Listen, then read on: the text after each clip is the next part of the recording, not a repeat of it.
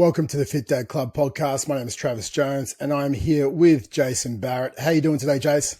Doing well, man. Doing well. I feel like I say that every week, but every day it's a great day to have a good day. 100%, dude. And this is episode 3. And episode 3 today, we are talking everything about habits. And I think, when we look at this, habits are the most crucial thing to success in anything in your life or any part of your life you're trying to push forward. And I think one of my favorite quotes around this is, you do not rise to the level of your goals, you fall to the level of your systems, or you fall to the level of your habits. And that's from James Clear. And I think we did talk about goal setting in that first episode. Then we talked about essentially how to achieve that fat loss in that first episode and get that body transformation. And we're going to bring it together a bit more today with habits, because we might have goals, we might know how we can do it from that second episode. But if we don't have the habits and systems, well, you're just going to continue to fall on your face. And we want to try and create habits where we can seamlessly do the things that we need to do and get the results that we want to get. And I think that's where what we're going to go through today. And hopefully you can leave the episode today and go, I know exactly what habits are going to be good for me and how I can implement them into my life seamlessly so I can finally get the results I'm after. What about yourself, Jace? You got anything surprises you're going to bring into the episode today? I wouldn't say anything too surprising, but we are going to be bringing it all together because it's all well and good to have the strategy. But if you're not going to act on it for a long period of time, then it's pointless. The best strategy in the world doesn't matter if you can't stick to it. So what we're going to be looking at is the science behind habits, right? What are some of the things that stop alcoholics from relapsing? What are the things that you need to know in order to keep on the new track that you've set? And it's just going to be full of practical tips, full of real things that you can start to do. But the thing is that you've just got to start. That's at the end of the day. If you don't start, if you don't get the first day under your belt, you're never going to get to the point of habit, which usually takes a lot longer than people think. You can't just do something for 3 weeks and think, oh, yep, it's ingrained in me now, when for the last 8 years, you've had all these other shitty habits. So think about this from the perspective of, I might be starting fresh, but it's like, this could be day one of the rest of my life if I'm willing to embrace and if I'm willing to take on board these new habits. Exactly, mate. And I think the biggest thing we look at with our habits is obviously the habit loop. And I know there's a couple of different models with the habit loop. There's a 3-step model, which is our cue, our routine, our reward. So there is that cue or trigger that starts to prompt the behavior. There's a routine, which is the actual behavior itself. And there's the reward, what you actually benefit from that behavior. But I think there's a thing underneath that cue, which is that craving, right? So we have the cue, which is, whether it be, Karen at work, she yells at you, and then essentially the craving, you could get frustrated, so we want to change our inner state. And we're like, okay, well, I'm frustrated, I'm stressed. Some people then go to eat food to overcome that because they change their state. They want to feel good. They want a dopamine release. So they go and grab a chocolate bar. They eat that, which the actual chocolate bar eating is the routine itself. And the benefit from that, they get a little bit of a dopamine kick and they feel good from it. And that's essentially how habits are formed. You do that enough time, Karen ends up being a bitch enough to you. Then all of a sudden we've, developed this habit that every time we want to see Karen, we want to have a chocolate bar because she's help enforce that behavior on us. And I think if we can look at this model and how we can implement positive habits and also how we can delete habits out of our life is probably one of the most crucial understandings or crucial aspects that if we can understand, we know how to put the habits that we're trying to put into our life and obviously delete the negative ones as well.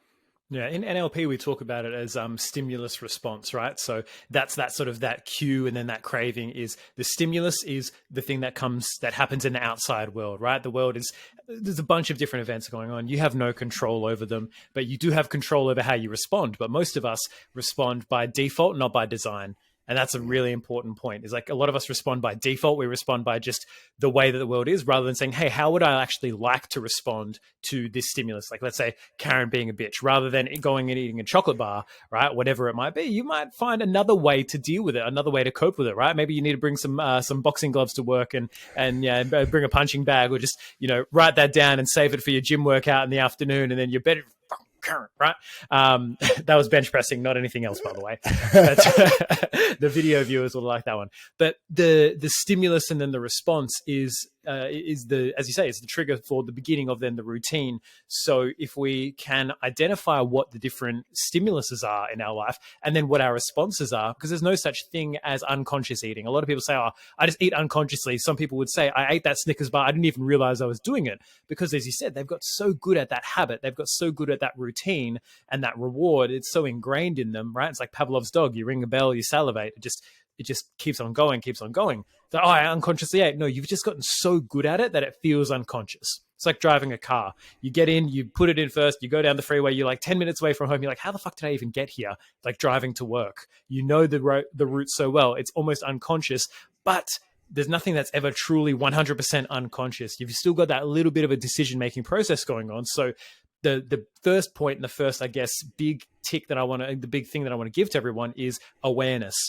You need to have more presence in your daily life for you to, number one, bring awareness to your habits in order for us to ever look at changing them. So to cultivate presence, we need to do things like be consciously aware of how we're feeling. That might mean a diary or a journal that you're doing, that you're taking specific and deliberate time out of your day to think and to feel and just to be. And that might mean getting rid of your phone for a little bit. That might mean just waking up a little bit earlier and bringing some awareness into your body, to yourself, taking some deep breaths. But that bit of awareness is the first step for you identifying what your current habits are and what the cue, that craving, that routine, that reward is.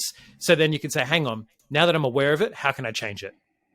Mate, 100% agree with you. I think I like to look at it as like when someone's trying to transform their life, or their body essentially, at the start, they have unconscious incompetence with their nutrition habits. So they don't even know sometimes they're being incompetent. They're just going throughout the day. There's a stimulus, there's a response, they're eating. Lunchtime happens. I go buy this Subway thing and I get some cookies because obviously the cookies are cheaper if you buy it with the meal. And they just start to, go through their day. Then we have to flip out of moving out of that sort of unconscious incompetence into awareness, which is like conscious competence. I need to be aware of the cues or the triggers that are taking me away to create poor decisions and poor habits. And I need to be conscious of the cues and the triggers I can put into my life that create better habits. And then if we create these habits in our life long enough and they actually form a system and they become a habit, we move out of conscious competence into somewhat unconscious competence. So we don't have to think about it anymore. We just do it. When I go out, this is what I eat. When I wake up in the morning, I just go to the gym. I drive this way. I drink this water.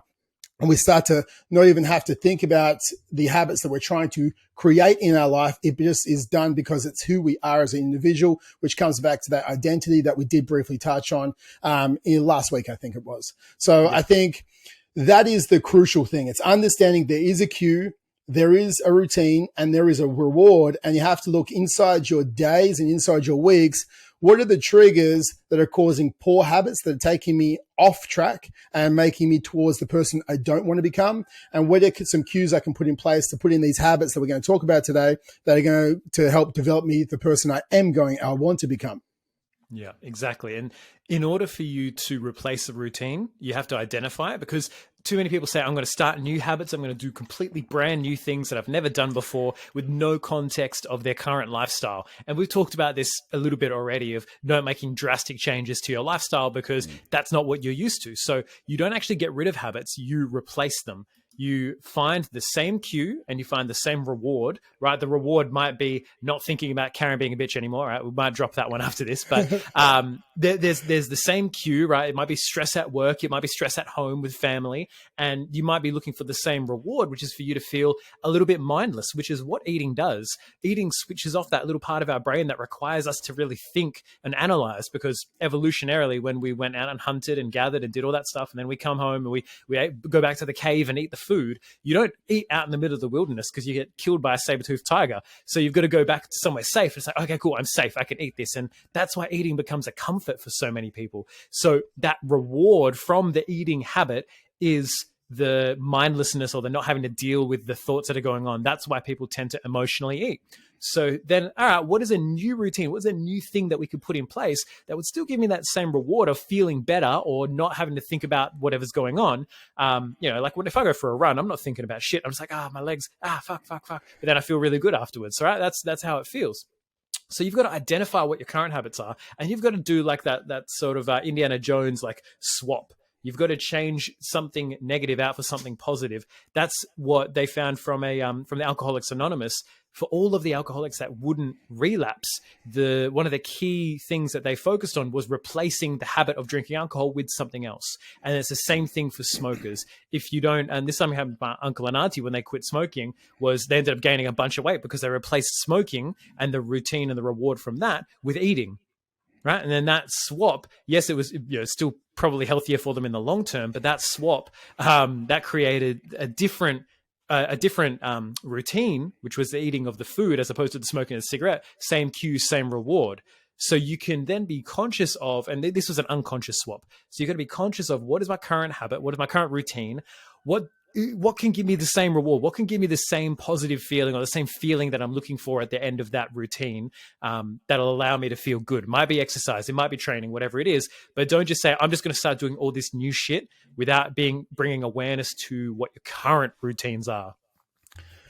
Yeah, mate, I completely agree. And so many people go, oh, but how long does it take to create a habit? I'm trying to create these habits. It takes 21 days, right? That's what I read. I was like, well, not really. A habit depends on how complex the habit is. It could take 90 days to create. If you're trying to do some elaborate habit that you're trying to build in, then yeah, it could take ages. If you're just trying to drink a glass of water in the morning each day, yeah, for sure, that could take 21 days. If the complexity of the habit is how long it takes to then create it into your life. So I don't want you to think, if I just train for 21 days straight, then I'm now someone who trains. That is my identity. This is what I do. I was like, no, you have to, like, having weightlifting and training and going for runs or creating nutrition choices is something that you've done for the last maybe 20, 30, 40, 50 years, and you could have done it poorly. Don't think just, do it great for 21 days and you've completely changed your life. No, it takes daily repeated conscious action to drive these habits into your life for 90 days, maybe 16 weeks, maybe 1 year of conscious awareness around this,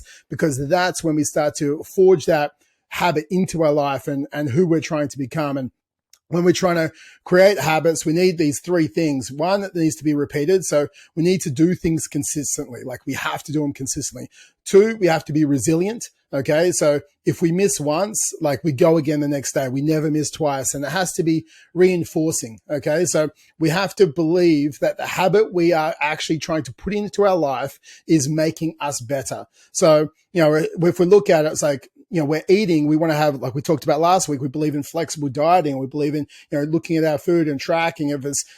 If eating keto, for example, we don't believe this is making us better, it's a fad, well, it's not going to be a habit that we're going to stick. If we're trying to create a nutrition principle where we can still enjoy some of the food we want, we're still nutrition tracking, and we do this and we can see that change, it starts to reinforce the habit even further, going, I can do this. This is positive. I can be resilient. So if I miss a day, I can get back on the next day. And I think it's making sure we do those three things. It's a repeated habit, it's a resilient habit, and it's a reinforcing habit. If we can do that, then we can actually start to create change and, put these habits into our life. Yeah, you have to have, when you're doing it, and this is a big thing we talked about in week 1, you have to have agency, you have to have a willingness and a wanting to do it. It's not like you're just being told, which is, again, why a lot of these sort of cookie cutter programs that are out there will just say, hey, just do this, just eat keto, just only do this for 21 days or for 90 days or whatever, and you'll lose fat. And it's like, that's all well and good, but I'm not doing this because I want to. I'm doing this just because I'm being told. So if you can start to integrate and incorporate some of the nutrition habits and principles in your daily life and in your current way of eating, then it's like, I'm choosing this as opposed to I have to do this.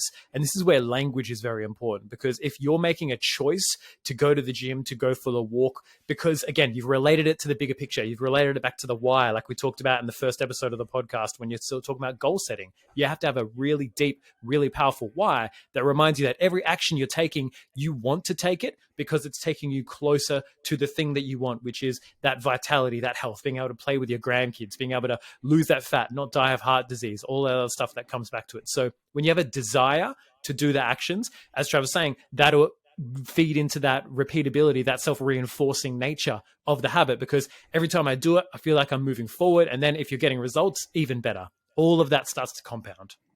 Most definitely, mate. And people might be thinking, okay, well, it's not 21 days. It could be 90 days. It could be 16 weeks. Okay, fantastic. I need to do something repeated for a period of time to start to implement into my life. Well, how do I start to put these habits into my life? Is one of the key areas you can do with setting anchor tasks. And, this is how we can fit them into our life. So there's certain anchor points inside your day that are pivotal, right? You wake up, that's an anchor. You hopefully do that each day. You go to bed, that's an anchor. You hopefully do that each day as well. You might have a morning shower. That could be an anchor as well. You might have a morning coffee. That could be an anchor. You might go to work and you actually get to work. You might have a lunch break. You might finish work. You might go home. So you have these anchor points that are repeated on a daily basis. And what we can do is we're trying to put in a habit. We can then stack the anchor, use that first habit that we're actually already doing, and we can stack a habit straight underneath that anchor. And this is where, because we have to give habits a time and place to live. Okay. So that's how they actually are going to be repeated. Because like I do this, then I do this. And then if we start to do it long enough, that's how we do it. It's like we wake up, we push water on our face, we brush our teeth.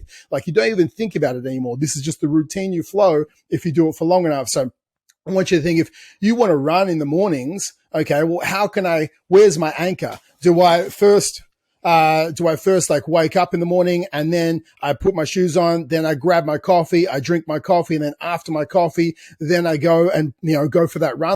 Like another anchor that we do have is obviously getting into bed. So we've done our run in the morning. There's the anchor of going into bed. And for us, me and my wife have an anchor. We get into bed and we share gratitude because we bookend our days, the start of our day and the end of our day with gratitude. So we hop in bed and we share with each other the 3 great things that happen to each of us each day. So that is an anchor for gratitude inside our life. So what you can think about is, where are the anchor points inside your life that you can then slot in a new task or new habit underneath it, and you start to roll through setting the anchor, following through the new habit, and all of a sudden, this is how now our habit stacking can occur. Yeah, and this is something that we, me and my wife do as well in the morning. Is our new habit that we're actually trying to work on actively cultivating is going for a morning walk with our baby. So whenever she happens to wake up, right, somewhere between 5 a.m. and 7 a.m., who knows when, sometimes 3 a.m., but you don't go for a walk then, she might wake up, right? We get up, she feeds the baby, we put her down, we make our coffees in our little to-go cups, we get her ready to go, we get dressed, and then we go out, right? And then we go for a walk for anywhere between half an hour and 45 minutes. That's the anchor of waking up. Okay, cool. What's the next step to this habit? We're making our morning coffee in the to-go cups, right? If it's in the to-go cup, then you'll go out. If it's in your little keep cup, you're good. So we have that as one of the habits that we're trying to cultivate as well. So you've got to, as Trevor was saying, you think about those little anchor points, think about what you can sort of tag onto the back of them, because then you don't necessarily need to create a whole new habit out of nothing. You're almost pinning it to the coattails of something that you already do really, really consistently. And then that way, every time you have, for example, that morning coffee, or every time you wake up, you're like, yep, all right, that's what I do. I wake up, coffee, run, wake up, coffee, run, wake up, coffee, run, right? That might be what yours is. So that every time you're having that coffee, your brain automatically starts to think, fuck, time to go for a run, right? Then it becomes automatic over time. Oh, mate, 100%. I think when we're looking at this is where negative habits are stacked on the back of these anchors as well, right? So all of a sudden, any of the tradies out there, they have smoko, walk to the truck, buy the sausage roll, pie, whatever it is, right? Okay, there's an anchor point of smoko. There's an anchor point of the lunch break. So we need to look at, like you were saying earlier, there is a cue. It's becoming aware of that cue, which is essentially sometimes an anchor point. And then we look at, okay, what was my current routine that's taking me away from my goals? I know this anchor point's always going to be there. Like I'm always going to wake up. There's always going to be smoko. It depends on your life. And it's like, how do I then implement a habit that's sending me on a new trajectory towards the best version of me rather than the less than best version of me? And I implement a new habit stacked underneath the anchor point that takes me, that's in line with my current goals, that then I can get that rewarding factor around that. I think so. It's making sure that we look at anchors and then poor habits off anchors. And also if we want to implement new positive habits, look at our current anchors and where can I slot that in? Where can I slot in the meditation, or where can I slot in the running, or where can I slot in the meal prep? Maybe there's an anchor point on a Sunday. You go shopping on the Sunday. That's an anchor point. You get back, you start meal prep. Whatever it is, you have to look at your anchor points. They're always going to be there. How can I slot in a positive habit that I need in my life after that anchor point? And that's the easiest place. Rather than trying to, map out some random schedule of putting in habits, it's like just tacking in a positive habit after an anchor point that already lives inside your life. So yeah.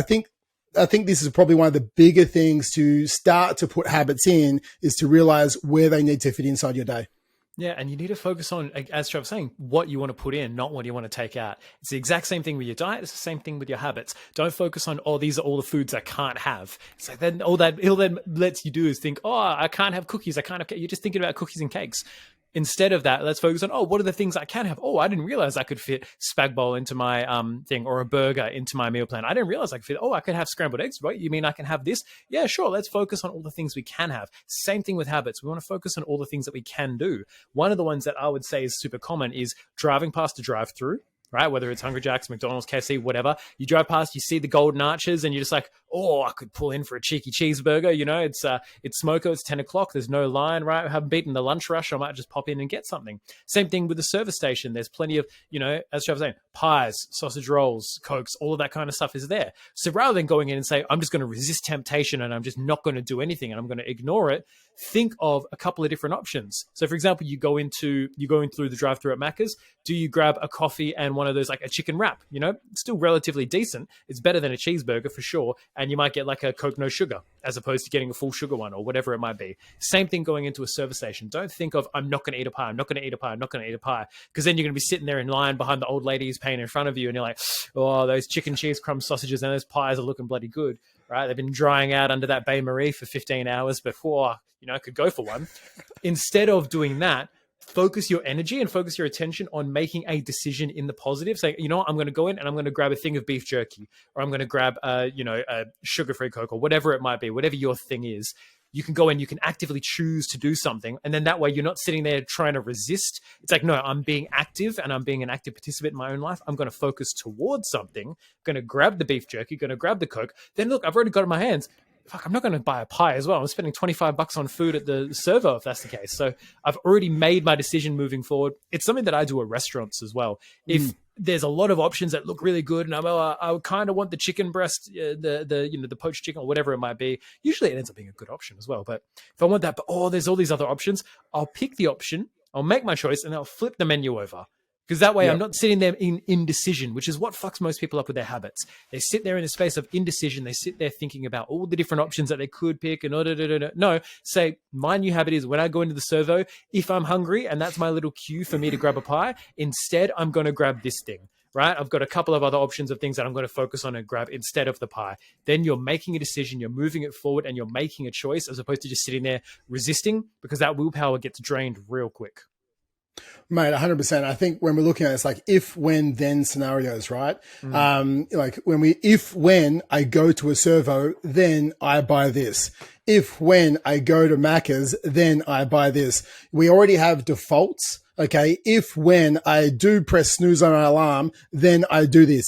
When I do go out for dinner, then we go there. So what happens is we've pre-committed to an idea. So we have a default decision. So we're not relying on willpower to make decisions in the moment, but we've pre-committed mentally. If, when something happens in these key areas of your life, then you've already pre-committed to a decision. So you don't have to think about it in the moment. You just follow through. And I think that's a strategy I use with a lot of my guys when, we have a little bit of, there's a little bit less certainty around some areas. If you're going out for dinner on the weekend, or if you do miss something we're trying to do, or, when you go on your lunch, when my lunch break happens, then I go for a 10-minute walk before I eat, or whatever it is, right? Like we have these if, when, then scenarios just played out. There's like 5 of them throughout the day. And it's like, they're just defaulting. They've pre-committed. This is who they are. And they just follow through with the tasks.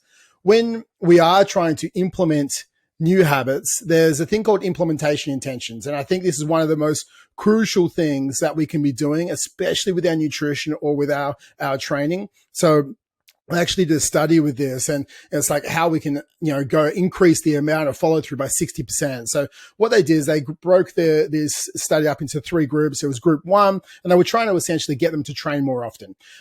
So group 1, over the next 12 weeks, I want you to track your exercise habits. That's what they did. Group 2 was, I want you to track your exercise habits, and I want you to watch this motivating video on why you should exercise. That was group 2. And group 3 was, I want you to, essentially track your exercise. I want you to watch this motivating video, and I want you to write down this sentence. I will work out on, this day at this place at this time. So what they've done is they've given their goals, their habits, a time and a place to live inside their schedule.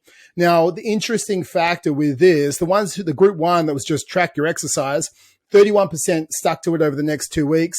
When we look at it, Group two, it was 32% stuck to it. So it was like just a small margin. I guess that motivational video was not too motivating. They weren't listening to Les Brown. They were not at all. And when it wasn't David Goggins, like no one's carrying the boats. And then group three was 90%. 90% stuck to it. When they gave their exercise habits a time and a place to live, 90% followed through. So there was a 60% difference in the people who actually said, I'm going to train on this day, at this place, at this time. And I think what we look at is I look at this with our nutrition and with our training habits. So it's like, with our guys, obviously there's programs laid out for them, but it's like, where you're going to train and what time you're going to train. Don't tell me you're going to train whenever it fits in, because then it's never going to fit in. You either train at mornings or you train at nights. Okay. Train at nights. What time of the night? What's your routine at nighttime and when you're going to fit in? Because we need to look at where is this training, this new thing? What anchor point is this sitting off? Okay. This is what we do. And it's like, okay, well, I'm going to train in the morning. Fantastic. Okay. I'm going to train at 5:30 at Monday, Tuesday, Thursday, Friday. Fantastic. Where are you training? At this place. Okay. So we know what days, we know what time, we know what place they put it in. And we also do this with their nutrition. So we know that, okay, nights of the week, I'm going to eat this food on this night at this time at this place. So all of a sudden they've mapped out the key things they need to be doing. It takes about half an hour for the first time you do it. Then all of a sudden it gets easier and easier after it. But you've given your food a time and a place to live. You've given your training a time and a place to live. There's the two biggest variables when we're looking at body transformation. And all of a sudden you've created these implementation intentions. So when willpower is low, we just follow through the habits. And that's the key. It's a key difference of 60% follow through. There's a difference. So that is something we definitely all should be doing if we want to be actually sticking to these positive habits. They're going to set us on a trajectory of the best version of us. Yeah, we all have this intention, this ideal version of ourselves that is going to stick to the things and, oh, yeah, no worries, I'll make the time or I'll plan that out later. If you are in that situation and you don't sit down immediately after this podcast or immediately now, I don't care, and go through and identify how much time am I spending on shit during my week? How much time am I spending at work? How much time am I spending on the toilet, on my phone, doing all this other stuff? Good. Like, you've got to consider where you're actually spending this time, because the more you start something new and you fool yourself into thinking, oh, I've got all this time and capacity, yeah, I can do this program. And then you don't identify the fact that you've got no time because you've got all this stuff on evenings. You've got 4 days a week where you're taking kids to sport or to after school activities, or you're helping them with homework, or then whatever's going on in your life. If you don't identify that and you make an intention to train at a certain time and then you can't, you feel like you're letting yourself down. You feel like you failed, and then it sets you back to kind of square one because you're like, oh, fuck, this is just all too hard. No, it's not too hard. You just didn't identify what your week already currently looks like, and you haven't optimized your week for what you want, right? You need to move. And this is a book I was reading recently by a guy called Nick Peterson. I absolutely loved it. It was called Bumpers. It's like this thin. It's this tiny, like 60-page book all about setting up bumpers in your life. And he likens it to the guardrails on a bowling alley. Right? Like you put the bumpers up so that you can funnel the ball towards what you want. Some people say it's cheating. I say it's more fun to not do gutter balls. Depends on your perspective. But you got to have these things in your life, because if something's important to you, you've got to set up the bumpers of, no, this is when I do this is when I do that. And you've just got to stick to it, and you've got to identify how you're currently living. If you don't identify how you're currently living, then there's no way you can slot in exercise, because you might just have to be like, you know what, at the moment, I don't have the capacity with everything else going on to train for an hour a day for 4 days a week. Then it's like, all right, well, let's take a look at what you can do. Are you able to make half an hour work on these other days? Are you able to just focus on getting your steps up? Are you able to just focus on your nutrition? Because then we start to work within the realm of what's possible and what we can action. We don't lose motivation because we fail.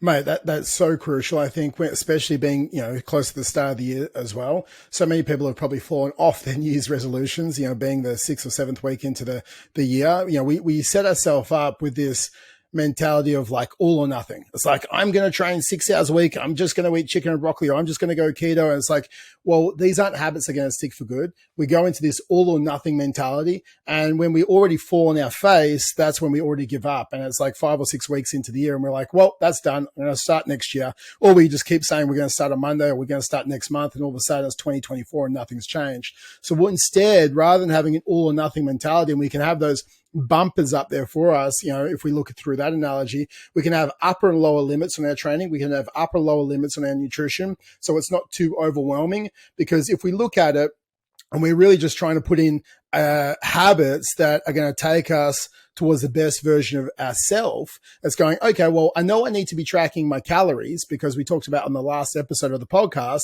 And I sometimes struggle a little bit. And, all of a sudden, if someone goes, 500 calories over their tracking for the day, then they just get overwhelmed. They get upset, and all of a sudden they blow it for the next week and they say, I give up. And all of a sudden they go back to square one. Instead, let's go, well, let's have a calorie bumpers. Okay. Instead of going 1,800 calories a day, let's go, okay, you have to hit between 1,600 and 2,400 calories a day, and just have it sit somewhere inside that. Now we have a calorie limit that we can sit inside. And as you are getting momentum, because an object in motion tends to stay in motion, right? An object at rest stays at rest. So if we fail and we're at rest, well, we're going to stay at rest. If not, we can actually create these bumpers that we stay within, or these limits that we stay within, so we can stay in motion. And when we're in motion, we can start to optimize. Your training could be, I'm going to train lower limit 10 minutes a day. I'm going to train upper limit 60 minutes a day. And if you train for 10 minutes, it's like, yep, perfect, tick. If I want to train for 30 minutes a day, I can. If I want to train for 50, if I want to train for 60, I can. But we train for minimum 10 minutes every single day.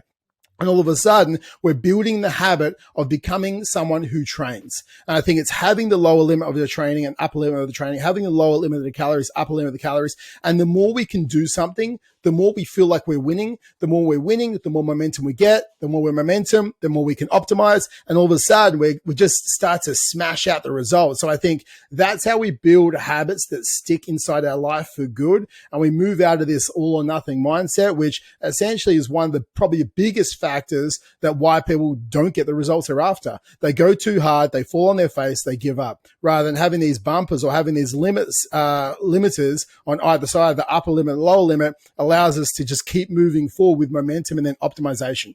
Yeah, what that allows us to do, and this is another concept from the book that I loved, which is called raising the floor. A lot of people focus on hitting high peaks, right? And if we went to the gym and we tried to max out every single week, you'd be wrecked, right? You'd be wrecked in like 2 weeks' time. You'd be fucked. So when it comes to raising the floor, what we're looking at is we want all of our bad days to be less bad than the previous bad days, so to speak. Yep. And I remember talking about this. I used to work with a lot of women around eating disorders and around that kind of stuff. And one of the things that I worked with them on was, it's not about never binge eating or never having a moment where you just eat too much and you feel like shit again, or whatever it might be. It's not about never doing it again. It's about each time just trying to go longer between those periods. It's like, if last time it took us 2 weeks and then we binged again, awesome. You know what? Before that, it was only a week between binges. So we're making improvements. We're raising the floor. We're raising what the worst days and the worst case scenarios could be. Just like when we have our worst days, the floor for that at the moment might be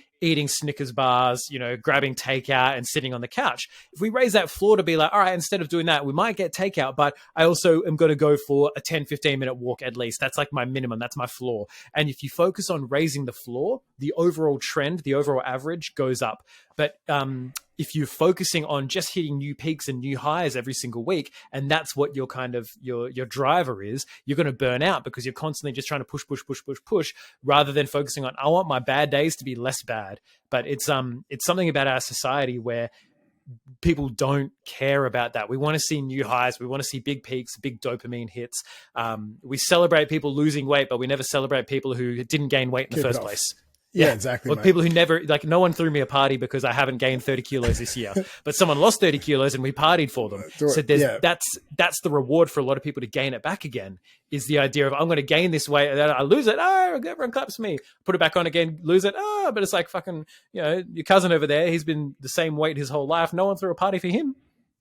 Mate, I completely agree. And I think when we look at it, it's, Probably one of the most crucial things is, raising that floor mentality. It's like there's a quote again from James Clear. It talks about you should be far more concerned with your current trajectory than your current results. So if you'll keep raising the floor, your trajectory is going to keep going upwards rather than peaks and troughs. The trajectory just keep going, similar sideways or even down, depends on how deep those floors are. So if you just keep raising the floor, your trajectory can keep going towards the best version of you. It might take you a little bit longer to get the result rather than some quick fix, rapid 28-day, 21-day, 14-day detox or something like that. But what you're going to be doing is you're going to actually be cultivating the identity of someone who's going to keep the results you're looking for the rest of their life rather than just 14 days and then putting it all back on. I think that is a big factor we need to look at as well.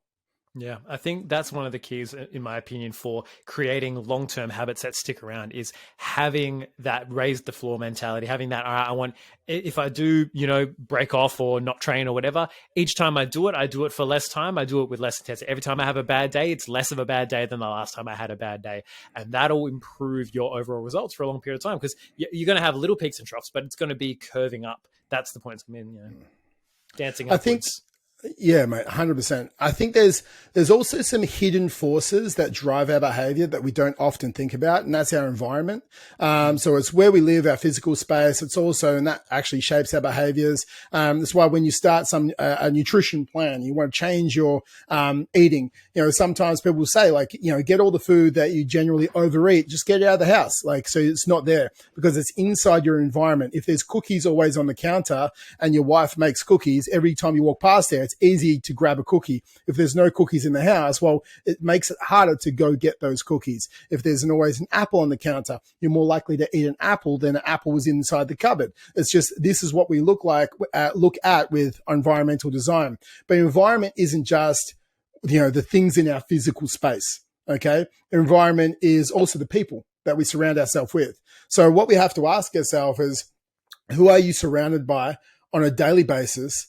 And how are they influencing your habits? And then also, what are you surrounded by on a daily basis? And how does that influence your habits? So it's the who and the what. Those are the two key things that are the hidden forces that actually push you forward. If you got 4 mates or 5 mates who are overweight, they don't train, they sink piss, and they essentially, binge drink every single weekend, well, you will be the 5th one, right? It just is what it is. Or if you aren't the 5th one, it's very hard not to be the 5th one. Okay. So you're resisting. There's a lot of friction inside your friendship groups. So if you're trying to truly change your life, you should be trying to be around people with the habits that you want to have. If you're around people who train 4 times a week and 5 times a week, and they, go for walks, and they do, great things on the weekends, like, adventures with their kids, and they go for walks, and that's what you talk about. And that's where the communication's around when you catch up with them. Well, then it's very hard not to do those things because the environment, the circle,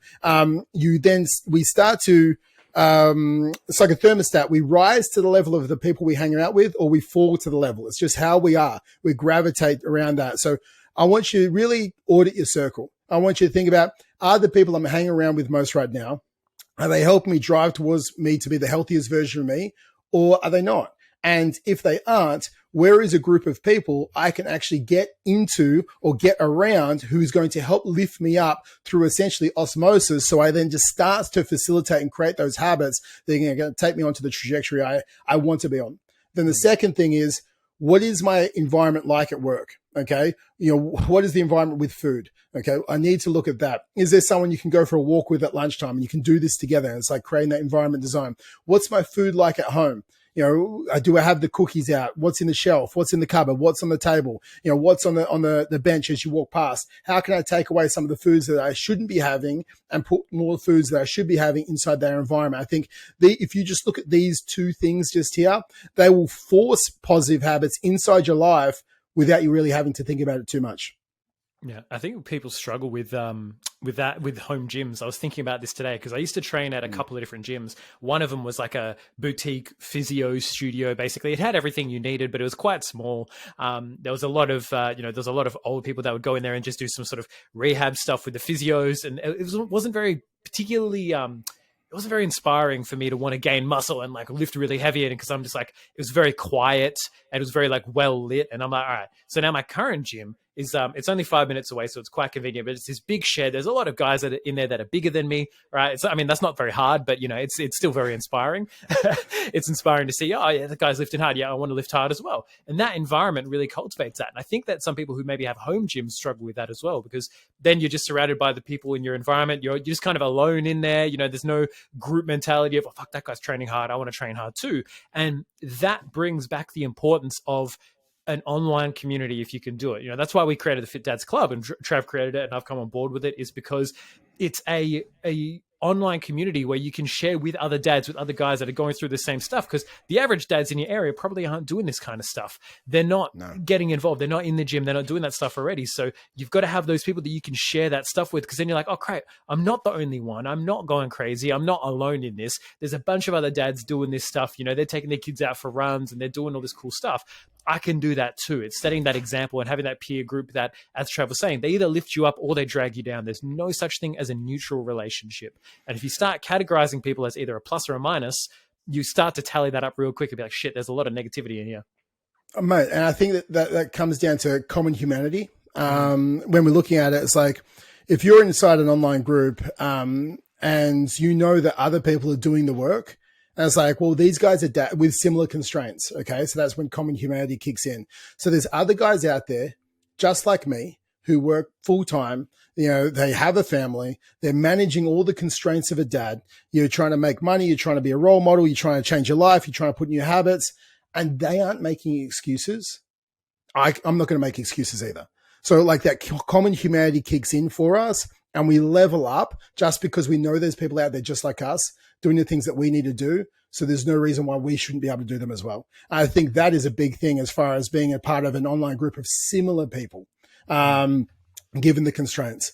Now, I do want to briefly touch on checklists, because I think checklists are really important as far as, getting our habits done. One, there's a bit of a dopamine, effect as far as our feel good hormones when we tick off that box.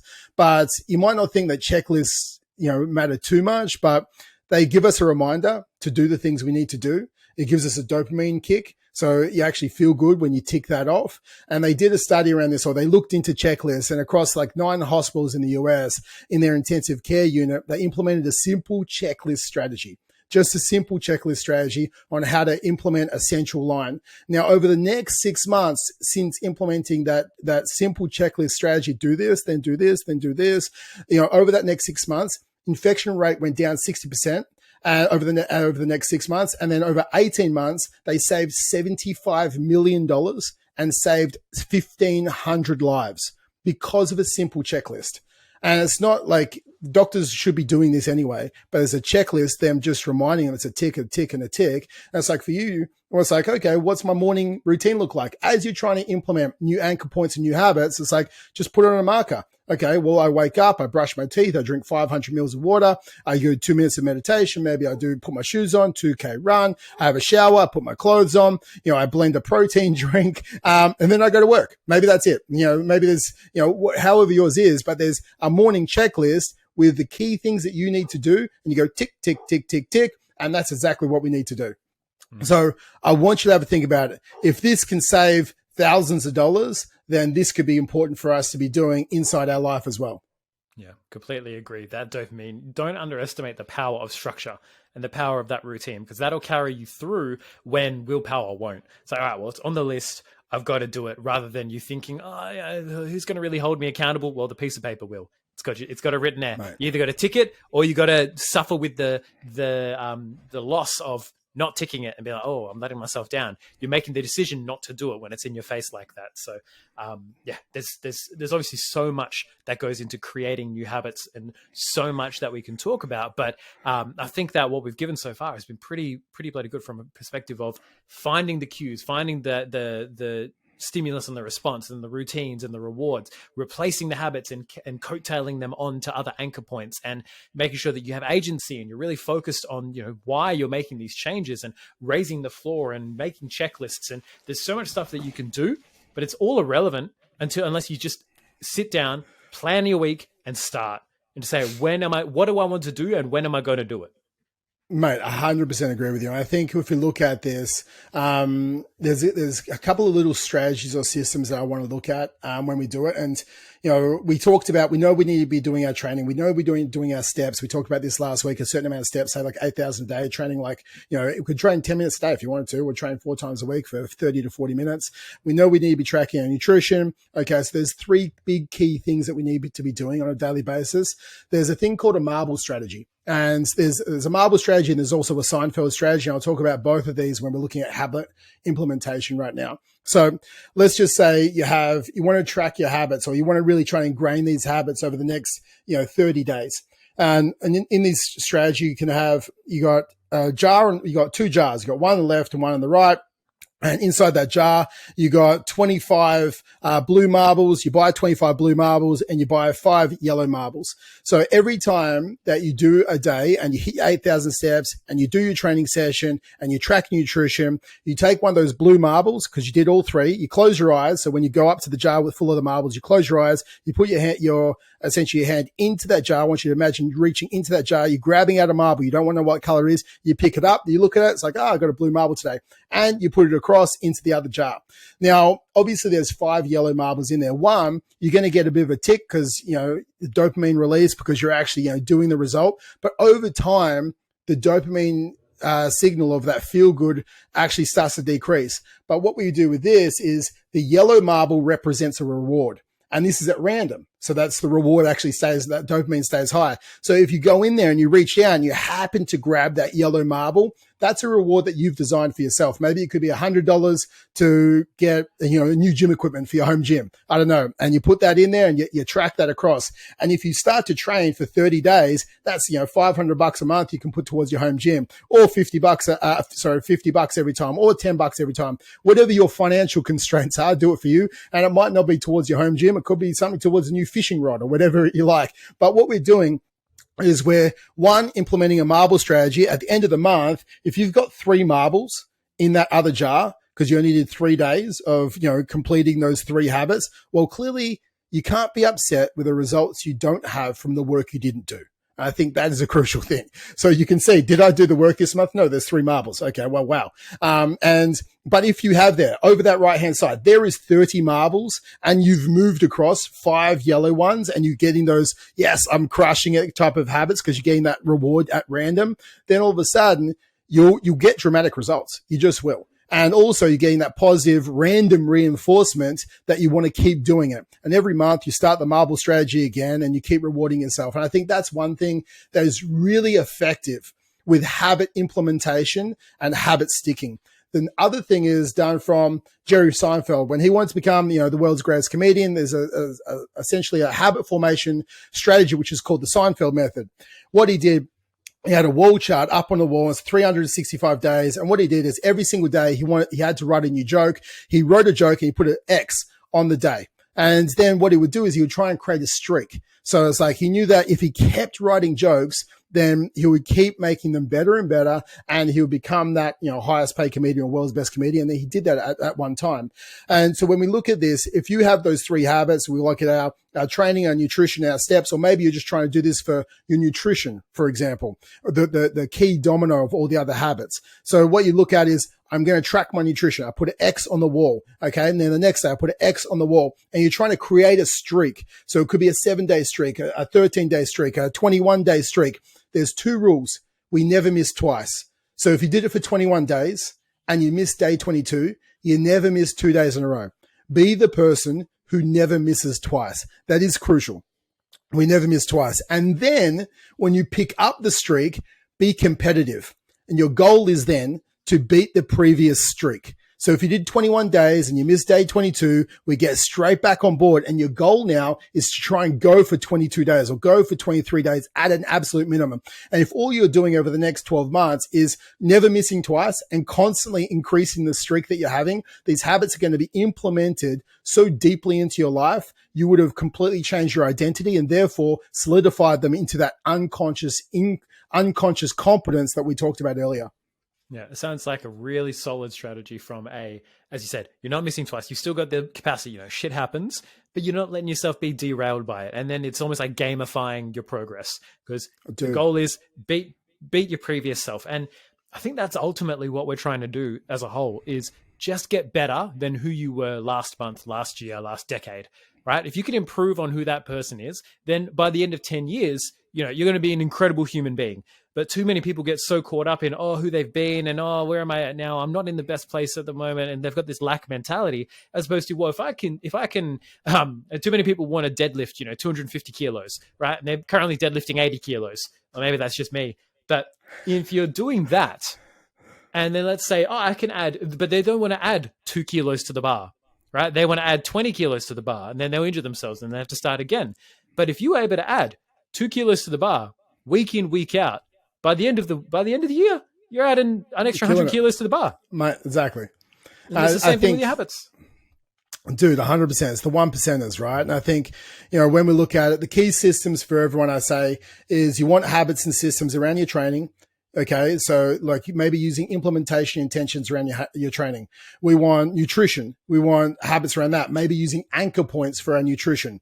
Okay. And we're looking at food prep, and it could be anchor points around your food prep. And it's like at a time, give it a time and a place that you do your weekly planning, using the implementation intentions, using the anchor points, and, you're doing it with your partner. So there's that common, you're doing it with them, and maybe you can get someone to check it off, because then we're reinforcing it. Yes, we're on point. So there's our food prep for our nutrition. Then there's our daily steps, because, someone didn't change their body with just doing one great training session and eating a salad, right? We want to, be getting movement outside the gym. So maybe we're getting that 8,000 steps in a day. So what's our system? Do we walk 15 minutes in the morning, 15 minutes lunch, and 15 minutes at nighttime? Where are our anchor points? Who do we do it with? When do we do it? So we have a system around our steps. And I think the two key habits that people don't implement, which is why they don't actually succeed, and these are the last two habits that I want to talk about today, is one, reflection. We need a habit of reflection, because when things go wrong, okay, and we don't reflect on why they went wrong, then we're doomed to repeat that same poor habit or same mistake again and again. But when we look at it, all it was, take those words apart, it was a mistake. Right? So you just did a mistake. So we just need to take another shot. So we reflected, okay, I missed my nutrition today, and we reflect at the end of each day. And then we create a habit or a system of reflecting at the end of each week. So I reflected in each day. I wanted to score 3 points, my nutrition. I want to score my training. I want to score my steps. Okay. I missed my steps today. I reflect back. Okay, what went well? Well, I went for my morning walk. What went wrong? I missed my lunch walk. What can I do differently tomorrow? Well, what happens? I had a lunch meeting booked in. Well, I can look at the start of the day, because I knew I would have a lunch meeting booked in, and I could have done, 25 minutes in the morning and 25 minutes at night, or 20 and 20. So I could have corrected my day around still hitting my steps. So what I'm going to do tomorrow is I'm going to look at my day ahead in advance, and I'm going to plan out my steps accordingly around that. So we reflect at the end of the day. And then also the reflection at the end of the week. Okay, out of my week, how many days did I hit my calories? How many days did I hit my steps? How many days did I hit my training? Okay, when did I miss my training? When did I hit my steps? And I reflect, okay, what did I learn from that week that was? Okay, well, I learned that I shouldn't go out for drinks with Kev when I'm really trying to prioritize this, because Kev is a binge drinker, and I can't not say no when I'm around Kev. So what I'm going to do is I'm going to catch up with Kev, when he's with his kids. Maybe he doesn't get blind when he's with his kids, and I'm going to do it at the park because that's frowned upon. So when we look at that, it's like you can meet at Kev in a different environment that doesn't suit the binge drinking scenario, or you can just take Kev out of your life for the next 4 weeks whilst you're really trying to solidify these habits. So we do the weekly reflection and the weekly projection. I think that is one thing. So give your time and a place for weekly or daily and weekly reflection to live. Maybe you do it after your meal prep. Maybe you do it at night in a journal next to your bed when you get into bed. You need to implement this inside your life. The last habit that I want you to do, and this is normally is a habit that can be implemented after an anchor point, which is when we talked about earlier, stimulus and response. When there's negative stimulus inside your life that takes you from a high frequency person, which makes best choices for the best version of you, into low frequency, which makes you, I want to feel good in the moment decision choices, which is like eating chocolate bars, drinking alcohol to try and blunt emotions, or just not going to the gym because I'm too tired because we've had a long day at work. So when we look at it, there's a thing called flipping the switch. And I'll need you to go, okay, I need to learn how to flip the switch. and I need to identify things that push me into a low frequency. And I actually have on my watch, I have an alarm, and it's been going off for years, and it goes off 3 times a day. It goes off at 9 a.m. It goes off at 11 a.m. It goes off at 1 p.m. And it's a conscious reminder for me. Am I at a high frequency? Okay. Just turn it off. It's like bang, goes off, high frequency. And if I'm not at a high frequency, I'm like, okay, I need to flip the switch. I need to get out of essentially being a low state person who then makes low state decisions where I don't move, I don't get my steps. And if I don't do that, the carry on effect is not good for me. So how do I get into a high frequency? Well, motion equals emotion. So if normally I'm a low frequency when a negative stimulus has come into my life and I'm stressed or I'm overwhelmed, or if I've had like an argument with my partner, or if I'm sitting down for too long. So what I need to do is I need to get up and I move. So I go for a walk. I clear my head. I do 100 burpees. I do 10 burpees. I do 50 burpees, whatever you can do. We want to get blood flowing, because if we get blood flowing, we've all of a sudden created motion into my life, and I've got blood flow. Motion will then create a new emotion, and I've moved out of that current state. And then you can chuck a smile on your dial, right? Because if we're smiling, like happiness creates smiling, and also smiling creates happiness, right? It just does. So we chuck a smile on it. We just punch out 20 burpees, punch out 30 burpees, and then just chuck a cheesy ass smile on your face and hold that for 60 seconds. One, it will change your state because you'll feel like an absolute dick. If you're in the middle of public by doing your 30 burpees, just in the ground in the middle of public. Or you're just going to feel good from doing it because you've changed your state. You put in positive emotions and you flip the switch. So movement, there can be a song that also helps flip the switch. Okay, that, or it could be a video that you've done to yourself. And whenever you need to flip the switch, you watch this video and it's like, dude, you are Travis Jones. Like, you are a facilitator of change. Everything in your life that you can create is up to you. Like, you are awesome. And it's just a level of self-confidence that you can repeat back to yourself. It's reminding yourself, no matter what, in hard times, you step up, you don't break, because you keep your goals at top of mind. And remember, your goals are to be a role model for your kids, to be a leader for the other dads. And this is what you do. So you choose the best version of you in this moment. I think if we can learn to flip the switch and stay at a higher frequency, these habits we're trying to implement into our life are so much easier when we feel great. Because no one goes and eats all the chocolate and sits on the couch when they feel amazing, right? They normally do it when they start to feel down or something's going wrong, because we're trying to blunt the emotions going in our life. So our goal is to try and stay at the high frequency, which is the best version of us. And I think those are the last 2 things I really wanted to drop into this podcast today, mate. Yeah. Look, nothing further from me. I think that is a really good place to leave it and summarize it as just consciously make that decision day in, day out.